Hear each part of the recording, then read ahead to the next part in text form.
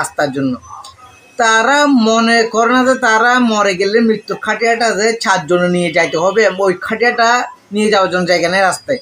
মানুষ এখন এতটা লোভী, ঘর তৈরি করতে করতে করতে রাস্তা 1 হাত জায়গা নেই, 2 হাত জায়গা নেই, মানুষ কোনোরকম হাঁটতে পারে, 2 জন করসাতে পারে না।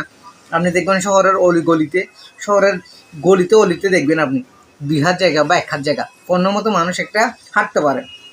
যদি কেউ মারা যায় 5 তালা 7 তালাতে তো কবর দেওয়া যাবে না, ওকে তো নিচে নামাতে হবে। তো লাশের কাটিয়াটা কীরকম করে নেওয়া যাবে? মানুষ কতটা লোভী, কতটা অহংকারী, বলে গেছে যে সে মারা যাবে, মাথায় কি দেবেন নাই, বলে গেছে সে মারা যাবে, তার লাশের কাটিয়াটা বহন করতে হবে। কতটা লোভী হলে রাস্তার জন্য 4 হাত জায়গা রাখে না মানুষ? আমরা মানুষ, আমরা মুসলিম। আরও নিজেকে নিয়ে কী বলতাম, যাদের টাকা আছে তারা এতটা লোভী হয়ে গেছে আজকাল, কেউ কাউকে সাথ দিচ্ছে না, এখন ভাই বোন কেউ সাথ দিচ্ছে না কেউ।